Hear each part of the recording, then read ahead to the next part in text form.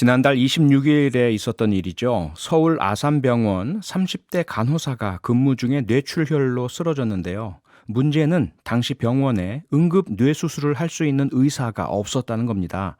다른 곳도 아닌 병원에서 일하다 쓰러졌는데도 빠른 응급수술을 받지 못한 채 결국 사망했다는 게 참 허탈한 일인 것 같은데요. 현직 의사 연결해서 이번 사건의 원인과 대책 짚어보겠습니다.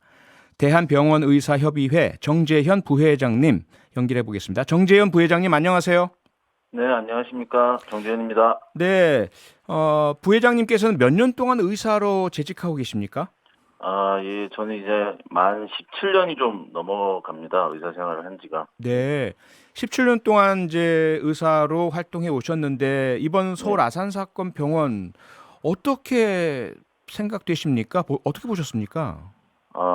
일단은 참 안타까운 일이라고 생각을 하고요. 예. 제가 일하고 있는 병원에서도 얼마든지 생길 수 있는 사건이라고 생각이 들고, 저나 네, 저랑 같이 일하고 있는 직원들 누구라도 네, 이런 일에 또 노출될 수 있다라는 생각을 하면 예. 참 안타까운 일이 아닐 수 없다고 생각합니다. 네, 안타깝다는 말씀을 계속 반복해 주셨고 의사 또는 간호사분들께도 병원에서도 일어날 수 있는 일이라는 말씀이신데 그러면요.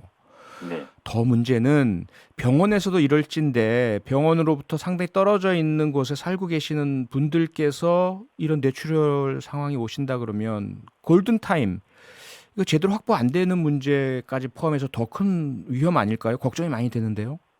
예, 굉장히 걱정이 되는 일은 맞고요. 예, 그리고 실질적으로 이 뇌출혈이라는 질환 자체가 예, 그건 굉장히 치명률이 높습니다. 그래서 네, 통계에 따라서는 뇌지주막하 출혈 같은 경우는 45%까지 사망한다 이런 통계도 있는데요. 예, 특히나 병원 근처에 살고 있지 않은 이제 분들이나 시골에 계신 분들 같은 경우는 더 위험할 수 있다는 건 당연한 거고요. 네, 근데 이제 골든타임이라는 이제 얘기를 요번 사건이 나고 나서 각계각층에서 얘기를 많이 하는데요. 네, 사실은 엄밀하게 얘기를 하면은 골든타임은 뇌출혈 같은 경우에는 딱 정해져 있지는 않고요. 네.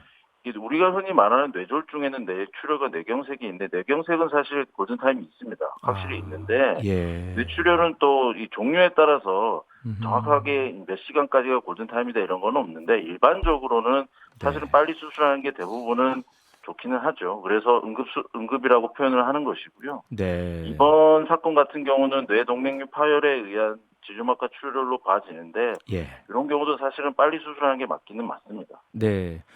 예.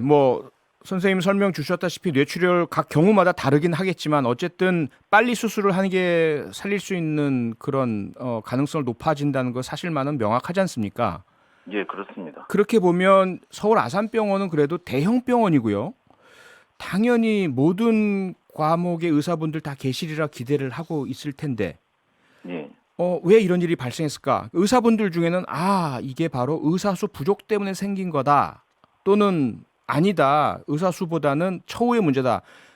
선생님께서 어떻게 보십니까? 일단은 이 아산병원은 우리나라 국민분들이 다 아시겠지만 예. 우리나라에서 가장 큰 병원이고 최고의 병원이라고 알려진 병원은 맞고요. 네. 그런데 그렇게 최고라고 알려진 병원에서도 사실상 예.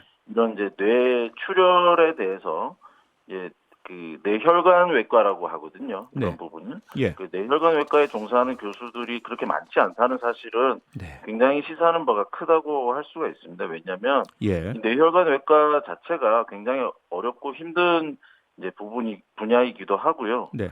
그리고 사실은 이제 수익적으로도 많이 이제 병원에 도움이 안 되는 문제가 있기 때문에 아. 병원 입장에서도 이 의사들을 많이 고용을 할 수가 없는 상황이거든요. 네. 그런 상황에서 이번에는 좀 여러 가지 악재와 악재들이 겹치다 보니까 네. 안타까운 사고가 난 것 같은데 이런 예. 부분에 대한 개선이 필요하지 않나라는 생각이 들고요. 전체적인 의사 수가 부족하다기보다는 네. 이런 힘들고 어려운 파트에서 일할 수 있는 의사 수가 부족한 것이 가장 큰 문제다. 저는 네. 그렇게 생각을 합니다. 네, 전체 의사수 늘린다고 해결될 문제는 아니다. 이런 말씀이신 것으로 이해가 되고요. 예. 그러면 그렇게 힘들고 어려운데 처우는 좋지 않고 병원의 수익을 많이 안겨주지 못하는 이런 뇌수술 같은 분야에 더 많은 의사분들을 확보하려면 어떻게 해야 되는 겁니까? 일단은 이렇게 어렵고 힘든 분야 같은 경우에는 예, 사실 뭐 개원이들이나 그러니까 의원급에서 운영을 할 수는 없고요. 네. 최소한 상급 종합병원이나 종합병원급에서 운영을 해야 되는데 그렇겠죠. 그러면 이런 큰 병원들에서 이런 일을 할 수 있는 의사를 최대한 많이 채용을 할 수 있는 여건을 만들어 줘야 됩니다. 그러려면 예. 해당 수술이나 해당 시술이나 해당 분야에 사실은 수가가 높아져야 되는 게 맞는 것이죠. 그래서 제가 이번에 찾아보니까 이 예. 복잡 뇌수술 같은 경우에는 뇌출 수술 같은 경우에는 수가가 우리나라 채 300만 원이 안 되는 걸로 나옵니다. 네. 근데 외국 같은 경우는 뭐 어마어마한 금액이 나오거든요. 예. 그러니까 한 명만 수술을 해도 되는 경우가 있는 반면에 우리나라 같은 경우는 비슷한 수익을 내려면 굉장히 많은 사람이 수술을 해야 되는데 네. 응급수술을 그렇게 많이 하다 보면 또 문제가 많이 생기기도 하고 예. 또 위험성이 따르기 때문에 그렇게 할 수가 없거든요. 네. 그래서 수가가 낮은 상황에서는 병원에서 채용을 많이 할 수가 없죠. 아. 그런데요. 예. 의사 선생님께서 이거 오래전부터 알고 계셨고요. 계속된 네. 분쟁으로 저도 기억하고 있거든요.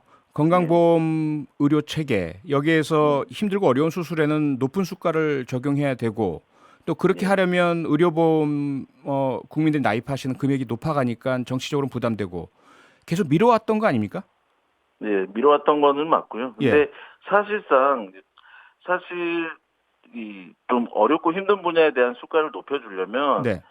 이 정치하시는 분들이 사실은 그런 얘기를 많이 하거든요. 그럼 국민 부담이 너무 높아지니까 그러니까요. 그런 거에 대한 고려가 필요하지 않느냐라고 하지만 예. 저희 입장에서도 그거는 사실은 반은 맞고 반은 틀린 내용이거든요.